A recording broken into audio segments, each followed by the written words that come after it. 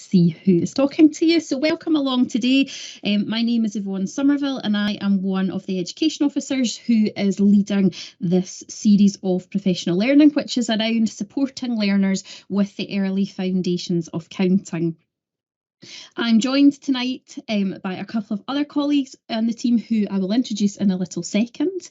But just a couple of things to go through with you. We ask that if possible that you keep your microphone muted for that exact reason there, that sometimes we get a little bit of feedback.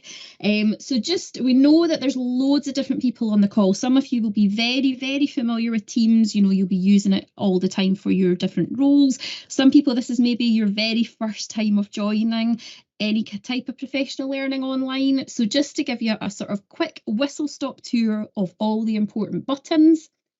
These ones here are the ones that are important for making sure that your camera is off. So if the line is through it, that means it's off. If the line isn't through it, that means it's on. So you want to make sure that your camera and microphone both have the line through it. If for any reason you have any technical problems, so you can't hear me, you can't see the slides, then the leave button is the one that you should click. And then we will at times today ask you to use the chat button. So there's again somebody saying that there's no sound, so maybe somebody from the team could just comment to say leave and hang up. I'm hoping that everybody else can hear me okay. And also, if there is anything that you want to ask, you can put your hand up. I do see that somebody has their hand up just now, so I'm not sure if they were maybe just testing there, or if Mrs. White, you want to come in with something there. Maybe just having a wee test of putting your hand up. For some of you, your screen will not look like this. So if you are joining Teams through the likes of a mobile phone, then your toolbar might look a bit smaller. So basically the buttons are still there. They just look a little bit different. That's okay, Mrs. White. If you click it again, it'll put it back down. So you have got on a mobile phone, or if you're on a smaller device, you have the microphone and camera buttons there, your red hang up button, and then if you click the three dots, you'll be given the option to chat with us. Now I can see that loads of people are obviously used to using Teams. You've all managed to introduce yourself. If you've not, to use the chat function right down at the bottom, if you're on the likes of the app or if you're on a desktop, you should have the little pencil at the bottom. You can type us a message and you can click send. If you're using a device, you have the option here to type it as you would like a text message, and then when you click return, it will go in there. So we'll give you a wee minute. If you've not used Teams, you can say hello to us, you can type your name, and just have a wee go of using the Teams chat function there, because we love to interact with you as you're out there. We do ask that you keep your microphone muted. It just helps with people being able to hear. Please use the chat for questions. As you can see, there is quite a lot of people on the call tonight, and so that's why we've got a couple of people from our team just keeping an eye on the chat, and they will try and stop me and bring questions in as we need to. As I said, if anything goes wrong technically, the best thing to try first of all is to try hanging up and rejoining, and then if not, checking that your sound is definitely on your device or on your laptop. And if all else fails, the email that you got has an email link to our Education Scotland events team. So if you're really, really struggling and you're not able to access it, give them an email and somebody from the events team will be able to help you. And just a reminder that the session is being recorded tonight. So we've got our lovely colleague Ian along, and he will be recording. So just aware if you do turn your camera on for any reason. So just to introduce a little bit about who we are and why we're presenting this. So we are the team from the Numeracy Maths from Education Scotland. We are made up of education officers who support across the regional improvement collaboratives. So back in 2017, the Scottish Government announced that local authorities that were close together should be encouraged to work together so that they weren't working in individual silos. And so individual local authorities were kind of pulled together into regional improvement collaboratives. And you can see that they are listed, the 6 of them are listed around the screen. And we are very fortunate that most of our regional improvement collaboratives have got an education officer from Education Scotland linking in to support them. So I support across the Tayside region, which is Angus, Dundee and Perth and Kinross. And Maria, who will be delivering some of these sessions as well, is based in Forth Valley and West Lothian. I think on the call tonight we've also got Jacqueline Andrews and Iona Coots, who are busy helping with all the technical things in the background. And we're also joined tonight by John Neeson, who's our Senior Education Officer. And John basically helps to pull together all the information that we gather from the different things that we support and attend across the regions, and helps to build that national picture of what numeracy and maths looks like across Scotland. So that's who we are. If you're not sure which Regional Improvement Collaborative you are linked to, these are a list of them and the local authorities that they are based in. So there'll be different professional learning that runs across these. And as I say, you'll have different support from Education Scotland available to support in your RIC or your Regional Improvement Collaborative. So really the aims for these sessions are to provide you with that safe space to collaborate with each other. Now, we had hoped to use breakout rooms tonight, but the sign up was actually much higher than we would expect. And so we've decided that we'll not use the breakout rooms tonight. I see a few people saying they've not got microphones and no cameras. Don't worry about that for this session. But please do use the chat to ask questions. There is no such thing as a silly question, and I think it's really important to re-emphasise the fact that there's lots of different people on this call from lots of different places. So we do have some people that are in a senior leadership role, that might be at local authority level, it might be within a central team, it might be a head teacher of a school. We've also got people who are primary based from primary schools, and we've got people from all different types of early learning and childcare settings. We've got childminders on the call. We have got people that run and oversee nursery teams. We've got senior managers from ELC settings. So it's great to see everybody joining. And yeah, no question is a silly question. Please just ask away. The series really focuses on the importance of counting. And tonight we're going to look at the what, the when, and the where of counting. And we can move this on. You will hopefully have been sent the flyer, the fact that you've managed to make it here, but just a reminder that this is one of 5. We do encourage you to attend all of them, and as I say, the sessions are being recorded, so if for any reason you've got a clash of events on one of the dates, you will be able to watch that recording back at a later date. And if you do have any colleagues who are interested in attending, or you pass it on to friends or family members that might be interested in attending, we'll send out the link that they can sign up to get access to the future things. Tonight you should all have been sent the link 2 days before, and then I think it's 2 hours before. That's what will happen again in the lead up to the other session. So 2 days before you'll be sent the link for Subotising, and you'll get a reminder email from our events team a couple of hours before that.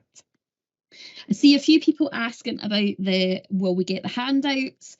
So what we have done is put together a Padlet. Now, for those of you that are not familiar with Padlet, it basically is almost like a virtual notebook where you can have everything saved. And I'm just going to stop sharing the PowerPoint for a little minute and show you what the Padlet looks like. So you can see it here. You can see that any of the key documents that we refer to are all pinned here, and you can have a look at them. The slides for tonight's session are available. Once Ian has made the edits to the recording and sent that on in a few days' time, the recording will appear here. And then any of the links that we mention, resources that we talk about, will also be linked here. So you don't need to be taking lots and lots of notes.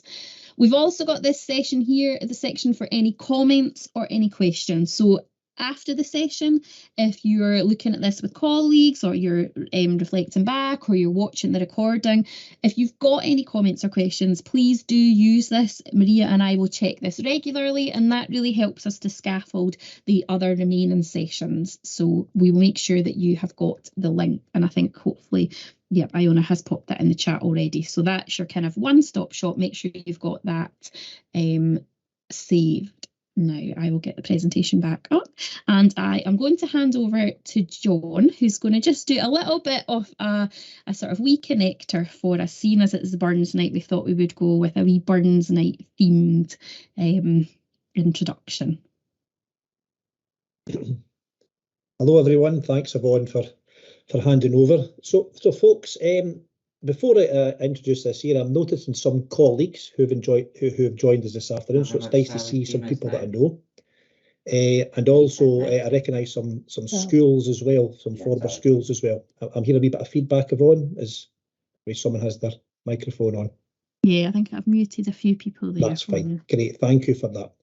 Anyway, folks, and this is a wee bit of a help with the chat function as well that we have. You can see these Scottish words in the chat pane there. Can you put in there which is your favourite Scots word? And if you have a different one that you like, I was actually sharing with Yvonne earlier on that there's one that isn't there, which is mine. Can you share that in the chat, please? So if you could get typing, see who's got in first. Oh, there we go. Well done, Audrey. You get in there first of all. We're looking at Glaikit, Egypt. Thank you. Scunnert. Sometimes that's how you can feel on a Monday morning. Okay, I'm wondering if the one that's my favourite is going to come up at any. Jacqueline and Iona and Ian as well, you can join in too. Scunnert seems to be the favourite at this moment in time. And I'm glad there's more than one person keeping an eye on the chat. Ah, well done, Gillian. Gillian's put in numpty. Gillian, that's my favourite as well. And so is Tara. Tara's put in there as well. Not Tara. I know Tara very well. Not classing you in that bracket, Tara, at all.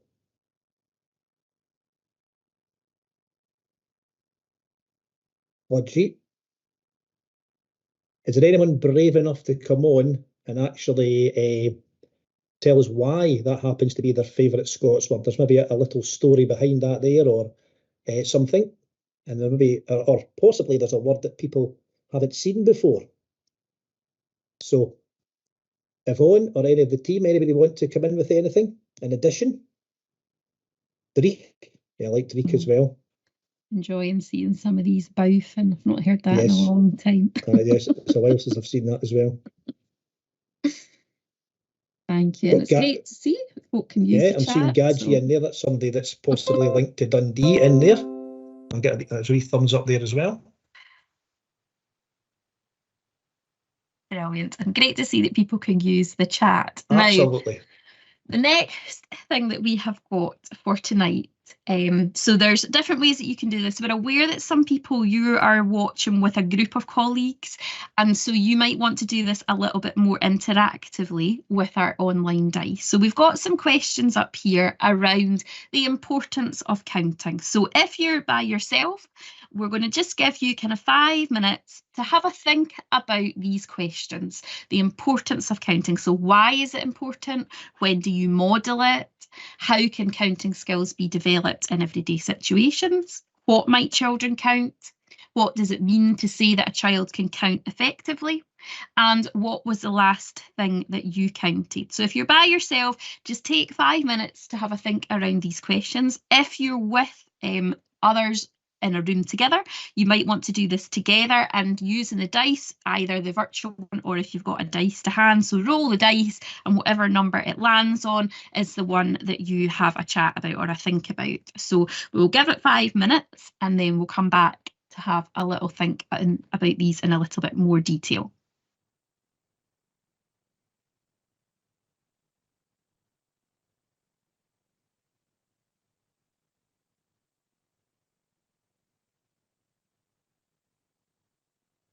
I am loving all of the things that are coming in on the chat. It's so interesting to see how often we use counting, and lots of people counting their bills and their pennies on the lead up to payday. See a few people saying that they count their children, lots of head counting going on, and we'll talk about that in a little moment. Somebody said that it feels like they spend their whole day counting them and can totally empathise with that feeling. They're counting the minutes to drive home, the hours on the rota, how many pieces of tablet and shortbread everybody could eat today. Somebody was counting the tatties for their tea. So you can see that actually really counting is such a crucial part of our everyday lives. And hopefully by the end of the series of sessions, you'll have lots of different ways that you can embed counting across the different experiences and opportunities that you provide to the children.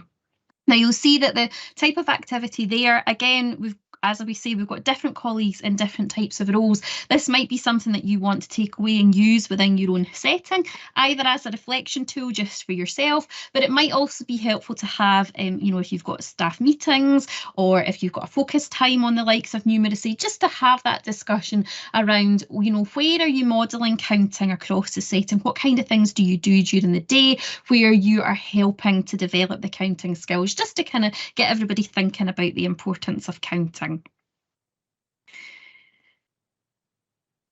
So as it came through, we use counting all of the time. And so it's really important that we are providing our children with that opportunity to count as much as possible in as many different ways as possible. And I think one of the things that's really crucial is making sure that we're providing opportunities for them to count backwards. So we will do lots of things, and actually looking at a lot of the things that were coming through in the chat, people were talking about things that you would count forwards, you would count them up. Do you have as many opportunities for children to hear you counting backwards and also to count backwards themselves? So again, just making sure that we've got opportunities for both of those things arising. People talk in the chat about that kind of, you're always counting, you're making sure that you've got everybody, how many people are in, who's here, who's at the toilet, all that ongoing counting that goes on throughout the day are really good opportunities for you to model counting out loud and for children to hear you saying the counting words out loud. Again, you can see here's an example of how many are here today. Let's count backwards from 8 to find out. So again, we're not just focusing on counting from 1 all of the time. You'll know through the different observations that you make with your learners, they will be doing loads of different things across your setting that involve counting, and it's about making sure that where it's appropriate, you have those interactions to really help take on the counting experiences, kind of asking them how many there are, helping to join in with the counting.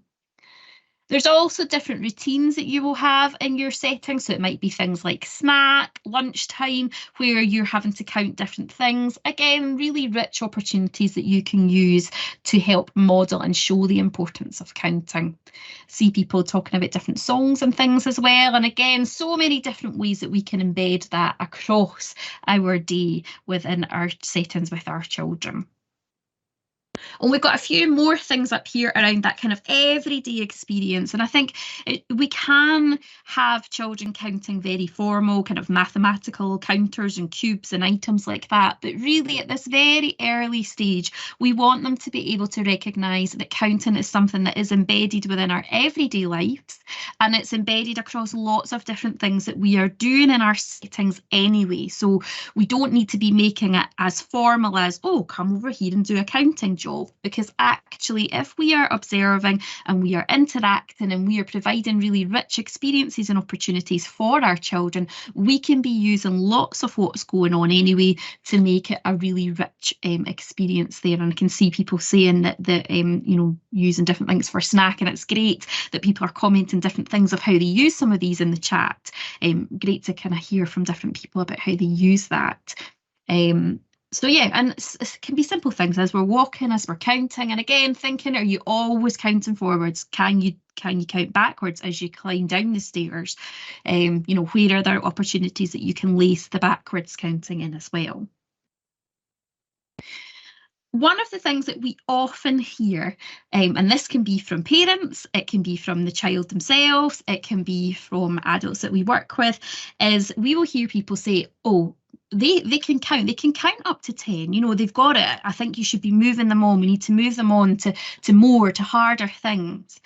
And actually, when we think about a child who can count to 10, we need to really dig down and dig deep to work out, can they count effectively to 10? or are they just saying the numbers out loud from 1 to 10? And some of the different ways that we can begin to think about that is, for example, if you were to ask them to count a group of something, would they be able to tell you how many there is in that group? Or would they go, how many is there? 1, 2, 3, 4, 5, 6. So they're not actually recognising how many there are. If you were to begin to ask them to count different things, do they definitely know the numbers in the right order? Or do they count 1, 2, 3, 6, 10? Oh, there's 10, because that's their favourite number, 10. Can they split things and making sure that they're definitely counting all of the objects? You know, sometimes when we watch and observe our children counting, they're pointing at some of the objects, but not all of them. And that's where, as adults, it's really useful if we are putting objects into a row or into a line and modelling as we count that we're touching each object in turn. Now, it can be hard for us to think about what was it like to remember how to count. And so for the next part, I have got my very glamorous assistant, John, who has agreed to kind of show us what it's like to be at that very early stage of counting. Now, I'm not going to test him on his numbers 1 to 10, because I would hope ending up as a senior education officer for numeracy and maths, you can count effectively to 10. But John, can you count to 10 in French? I'll try my best, but before we do start, thank you for the glamorous part in there, Yvonne. That was very appropriate, but thank you for that. I'll try my best. Okay. 1, 2, 3, 4, 5, 6, 7, 8, 9, 10. Brilliant. So I know that you know the number order from 1 to 10. Now, obviously in French, it kind of shows how children might be learning as they're learning something new. John, can you count backwards from 10? Backwards for me. I'll try, Yvonne. Okay. 10, 9. Get stuck now. Sorry, it's 7, 6, 5, 4, 3, 2, 1. Perfect. Did I get it right? So, well, somebody's already noticed there that you missed out a number. Sorry, and you can see that actually much slower.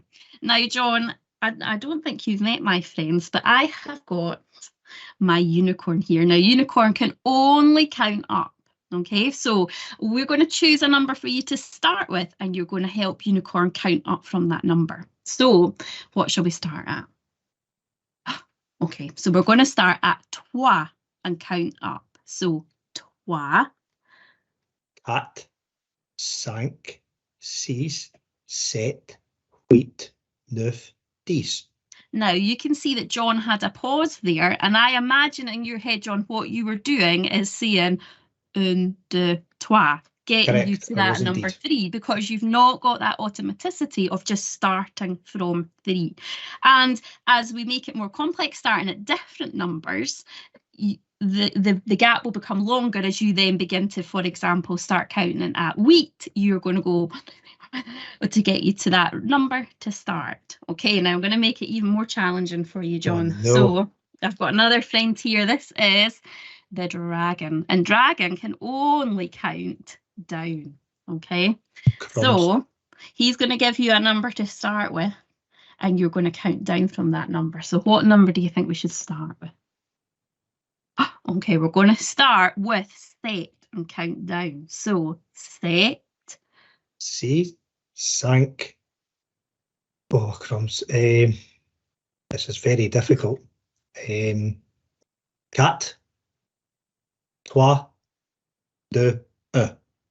Perfect. Okay, now I'm going to have to put my background off for this because you can't see them both together. But sometimes my friends like to work together. Okay, so they're going to decide if you're counting up, a unicorn will be on the screen, and if you're counting down, then it's going to be the dragon. Okay. Folks, can I so just say while that's happening, this was not the agreement. Because if I told you, you would have practiced. Okay, so let's start at 3. So we're going 3. 4, 5, 6, 7, 8, 9. 8, 7, 6, 5, 4, Okay, so you can see how tricky that gets just with the numbers 1 to 10. Okay, so thank you, Tara. much. Thank you for the encouragement in the chat. Much appreciated. Thank you very much, John. I'm able to stop now. You can, yes. Thank goodness for that. Thank you. I think we've identified some of the things that John will need to work on. So yes, he can definitely count the numbers 1 to 10. And actually, if we look at the skills, we can see that actually John is recalling that number sequence from 1 to 10 very well. However, he was struggling to recall it, starting at different numbers and counting forwards and backwards. And actually, I didn't test him on these kind of things. If I was to begin to show him the likes of a digit and ask him what number is that, or if I was to ask him to count a number, would he have all of those skills? Or has he just remembered how to count 1 to 10? And again, I think using it in a different language kind of puts you in that mind frame of what it's like to be little and just at that first stage of counting. And don't worry, you will see my friends later on in the series as well. They do like to make a little appearance.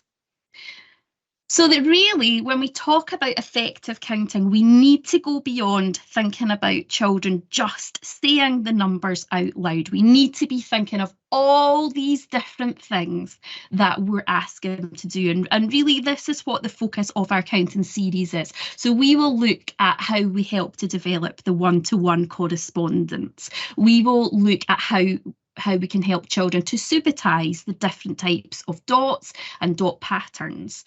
And by the end of the series of 5 sessions, we hope that you will have a really good understanding of what each one of these means, because when Maria and I started to pick out all the bits within the Curriculum for Excellence early level that's linked to counting, these are the bits that kind of jump out at us as being the really key bits that help to make an effective counter.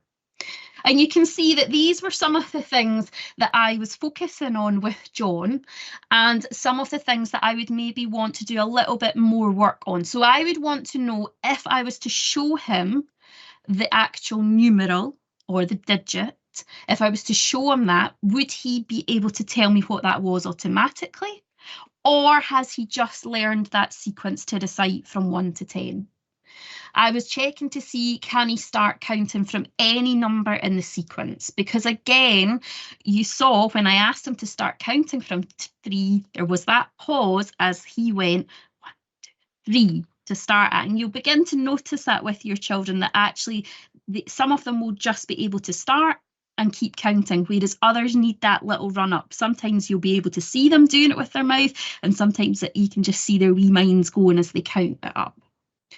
As we say, forwards and backwards. Now, John was slower counting backwards because he's just not as familiar with it. You know, how many opportunities have you had, John, to count backwards from 10 in French? Probably not that many. And so again, it's about thinking about how can we embed backwards counting so that it is developing at the same pace as the forwards counting.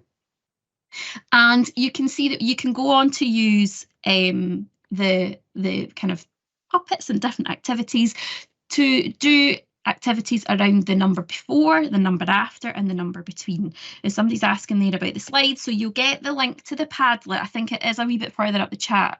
Maybe Iona, you could pop that back in, and everything is on there. So the slides are on there, and all the links that we talk about tonight are on that.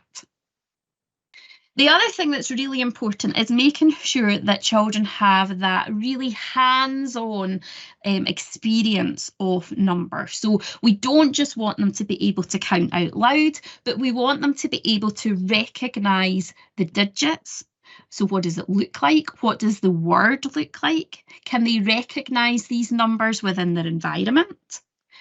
And then we want to begin to experience different types of ways that we can embed the counting. So things like our finger patterns, which we'll cover in our subitizing sessions, and the different dot patterns that can help them. And also just these everyday experiences when they're out and about, the different kind of things that they can be counting and recognising. And you might even recognise this little character here, who I'll talk about in a little minute. One of the things that we often find with children as they begin to count as well is that concept of, if I was to show them how many is there, most children would be able to, at that stage, count and say, yep, there's 6. However, what some children don't get is the fact that actually, if I was to show different examples, so for example, if I was to show some like this and some like this and say, which pile's got the most leaves? Is it this pile, or this pile? Quite a lot of children will automatically go to this pile because it's got big leaves in it. And they've got that misconception that big means the most. And actually, what we need to do is work on what we call the conservation of number, where children learn that actually, even if we change the layout, we change the shape, we change the size, we change the way it's laid out, the quantity is still the same. So again, this is something for you to be thinking about. How can you model that in everyday opportunities? So thinking about, when you've got a group of children and then they've all moved around, do you then reinforce with them about how many children are still here, because actually nobody's left, we've just moved around? How can you reinforce that concept that whenever we move or rearrange a total, the amount is still going to be the same? And things like when children are observing, when you're observing children at play, so it might be that they're playing with the likes of Small World or cars or things like that, and you're asking them, oh, how many dolls have you got there? And they can tell you that there are 4. And then a little while later, as they've continued to play and they've moved things around, you're asking them again, how many? And so for some children, they will have to start at the beginning and count from 1, and they don't recognise that that's the same as what it was when they were playing with them earlier on. It's just that they've moved out and they've spread around a bit. So again, this is one of the things that we want to be making sure that we are reinforcing with the children. The other thing that is useful, and not all settings will have this, is a counting stick. Now, you might be in the position where you've got a counting stick that you have purchased from somewhere, and that's great if you do have one.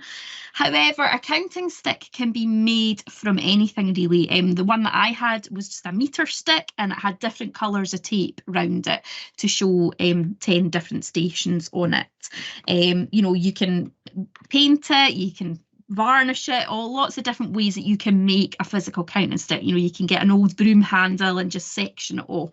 But counting sticks are really good for helping children to count on from different numbers and to still have that visual of this is 3, 4, 5, so that they can count on. You can also use it in different ways. So, for example, you might use it with the likes of a puppet who moves up and down the counting stick, counting forwards and backwards. As you do some of your counting songs and counting stories, you might use the stick puppets.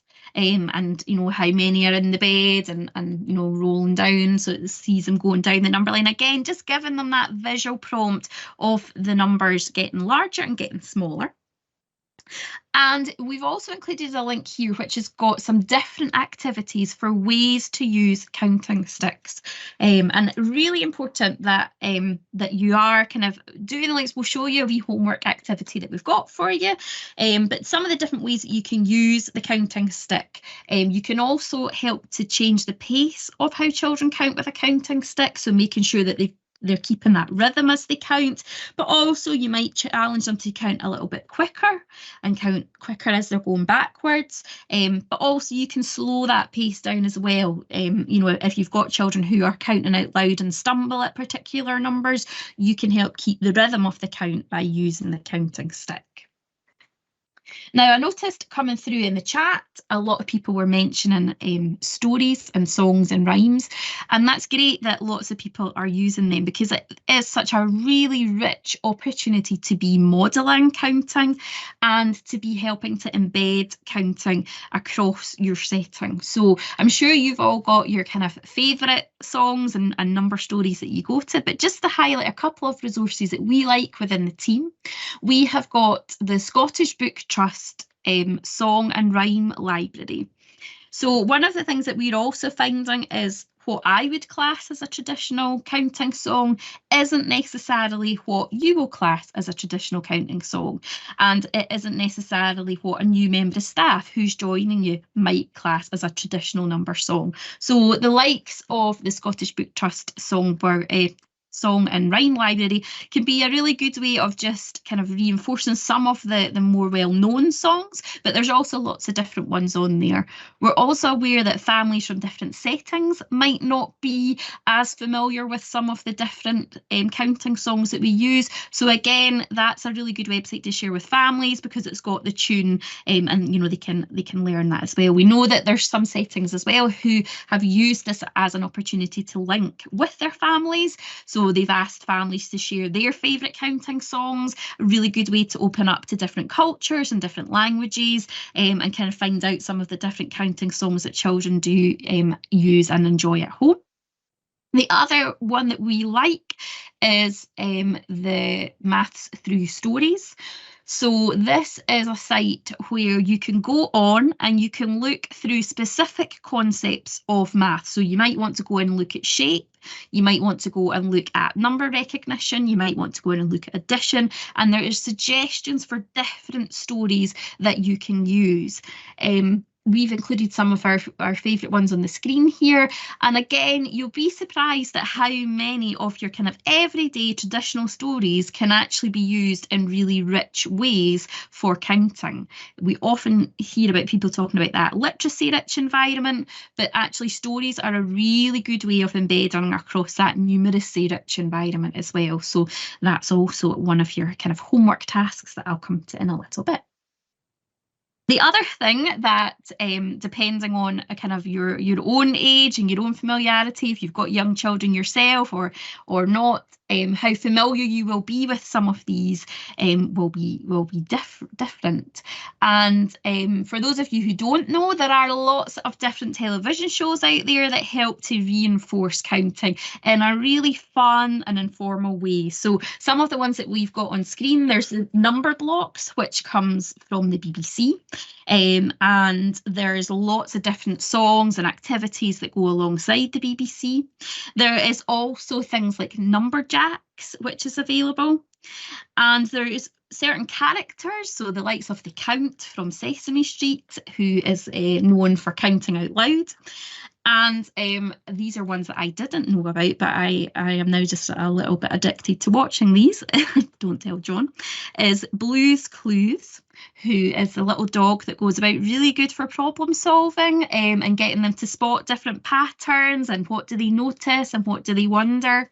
And my new favourite, which is Umizoomi, and they have their mighty maths powers. So again, lots of things that your children will be familiar with that you can use as little hooks across your setting to get them interested in number. I remember a class of primary ones that I had a few years ago who absolutely loved number blocks, and you know, they loved drawing the number blocks, they loved making them out of different like modelling things. You know, at any time that the cubes were out in the building areas, that's what they were making. They were making their number blocks and making those links that, you know, oh, it's rainbow, it's 7, like rainbow number blocks. So yeah, if you've not checked these out, I would highly recommend a little bit of cartoon watching as some professional development. Oh, Yvonne, I'm going to just jump in a second. Just something from the chat from Catherine. Are there any recommendations for Gaelic resources? Thanks. That's maybe something we can come back to. Yes, and I think Scottish Book Trust do have sections in Gaelic on their site, and the likes of all of their resources that are created through Read Write count, they're all translated into Gaelic as well. So the stories that go home as part of the Read Write Count bags, there is the Gaelic stories that go alongside that. So there definitely is on that. I don't think Maths Through Stories is because it's not a Scottish specific site, but certainly we can check with our Gaelic team if they've got any recommendations for books. But yeah, a lot of them you will have the Gaelic translations for. And thank you very much. Lots of people popping some really good links. Nice to see you, Kate, putting in the Ericsson Institute one in there. And yep, somebody posting some links to some of the clips if you want to go on and have a wee watch of some of these ones. Now, we were going to put you back into breakout rooms, and you'll see that luckily for you, we are running quite ahead of time because we're not using the breakout rooms tonight. So you'll be pleased to know that you'll not be here till 5:30. But what I'm going to do is just give you a little minute to have a think about the questions that we were going to ask. So just a little bit of time to reflect. I'll give you 5 minutes for that, just to think around where have you used counting tasks that you feel really work? And it would be great for you to share some of this in the chat once you've had time to have a wee think. Thinking about your outdoor learning environment, because again, this is one that we hear a lot of people saying they've got lots of rich counting experiences within their indoor environments, but it's thinking about their outdoor space. How can they really maximise the outdoors? Thinking about if you do identify that there are some children who maybe have some gaps in their counting knowledge, as we've talked about tonight, what are some of the ways that you support them? And how do you model counting through your daily experiences? So I'll stop talking and I will let you put some of your ideas into the chat and just have a think around these key questions here, and you can read what other people are saying there.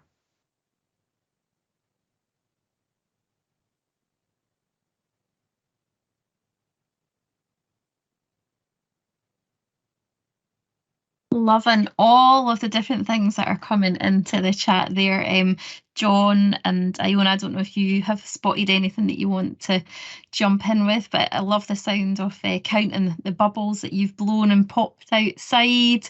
Lots of people mentioning some of the games like hopscotch. Yeah. Did you guys see anything that you're Iona, I'll let you go first, then I'll jump in. Supertising the number of birds going past would be, it was a really nice one, I thought, although at the moment, well, certainly in the last month or two when there's been flocks and flocks of geese going past, I think it might have been really difficult to have supertised the number, but yeah, no, that's a lovely idea. There's a couple of things just jumped out for me, but first of all, and I think colleagues would reiterate this here, the engagement with the chat, folks, has been fantastic today, and I'm actually struggling to keep up because people are really I don't know, so that's really good. But a couple of things, this is just observations, not on any in particular, but people who've really mentioned the word interested, things that the children are interested in really engages, and also, as we try to do as well, making sure it's fun, something they really enjoy. So I think those points are really important too. But and nice to see some people kind of talking about how I think somebody mentioned reading a story about a dinosaur, and it mentioned how big the dinosaur was. So then they went out into their outside area and they've drawn out the dinosaur, and somebody else talking about Jack and the Beanstalk, that they've obviously read that, and then they've gone and grown their beanstalks and measured it. So really nice to see these links and kind of how something as simple as a story can just spark that interest and then lead on to lots of really nice, relevant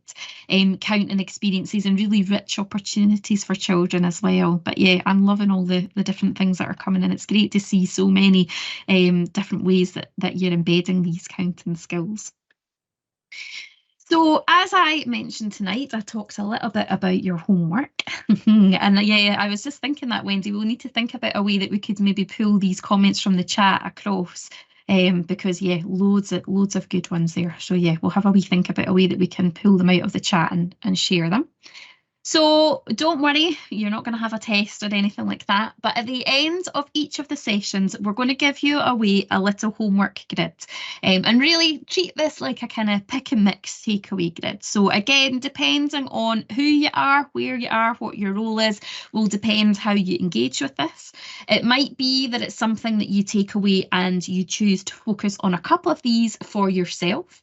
So you can see that the kind of things, there's some to do with your actual setting. So it might be looking at the books that are in your setting and identifying ones that would be really good for helping to develop counting skills. It might be having a look at the song library and introducing a new song across with some of your children. There's also some that you might want to make it a focus within your setting or with a group of your staff. So it might be that in your observations, you are going to be trying to pick up on when children are counting forwards and when they're counting backwards, just kind of having that real drilled down focus into, do you have enough opportunities for the backward counting? You might want to see if you can observe children who've got that strong understanding of the conservation of number when objects are being moved and they're not having to recount it. So you might want to choose a couple of these that you focus on as a kind of staff development as part of your staff meeting. Or as I say, you know, if you're likes of a childminder, you're just here along yourself, you might want to pick one or two that you're going to try and focus on. And the likes of the counting stick, you know, it might be something brand new that you're interested in having a go with, get the children involved in making one and see the different ways that you can use it. As we've said, and for those of you that joined late, you will get the link to the Padlet that will have tonight's presentation. And once Ian has sent over the recording, that will be added as well. So if you've got colleagues who you think would be interested in joining, then they can sign up and they can watch tonight's recording and join us for the future ones. And you can have a look at the different links. And also what we would say to you is do keep in touch. So if you are on Twitter, either as your individual account or if your setting has one, do follow us on our Ed Scott Maths one. We love to see what you're getting up to. So if you begin to use a great number story or your counting stick, please do send us a tweet because we do love to see what everybody gets up to. That's our contact details if you have any questions. We'll also hang about at the end if anybody does want to ask questions at the end.